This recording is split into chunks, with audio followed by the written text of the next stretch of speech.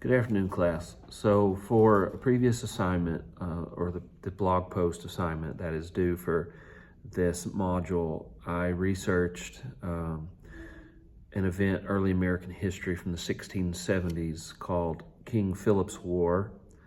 And for that assignment, two of the primary source documents which I consulted were interesting also for this assignment on historical literacy and the evaluation of source material.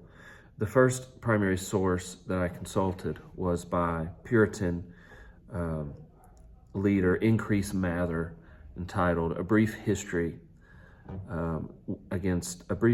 the War with the Indians. And then the second one was also by a Puritan leader, William Hubbard, entitled A Narrative of the Troubles with the Indians of New England.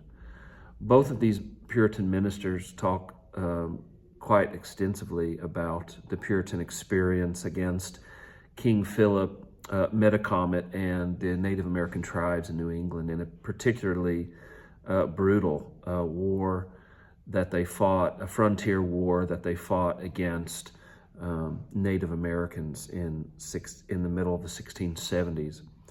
Both of these primary sources have strengths and limitations, like they all do. One thing that's common in both of these, and one thing that has to be considered in both of these authors, is the extent in which they both go to justify their actions and their colonization of New England. Of course, both speak relatively frequently about imposing Christian order over the chaos of the Native American world.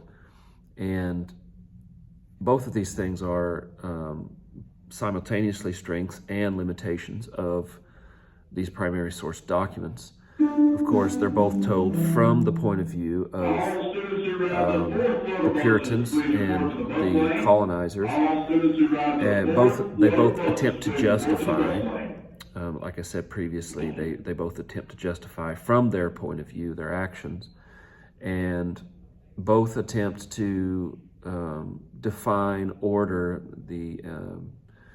the war with the Indians from the Puritan point of view as an imposition of order, Christian order, a moral structure over indigenous barbarism. And of course, this point of view is completely biased, and it is completely spoken of from their point of view, the point of view of Puritan clergy. And however much we may agree with them or want to side with them, we have to consider, if we're historically literate, we have to consider both sides. And one secondary source that I consulted for that blog post was a book called The Name of War by author Professor Jill Lepore, who does a really good job of describing the brutality, the brutal nature of that essentially racial conflict, the clash of those two polar opposite cultures in New England during those years.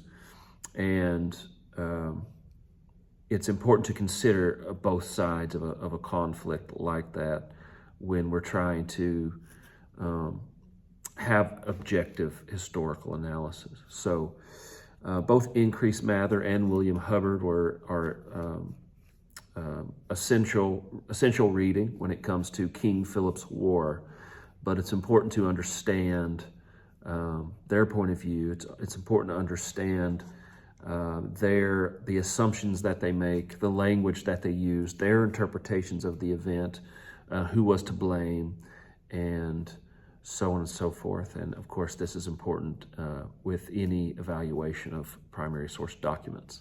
Thank you.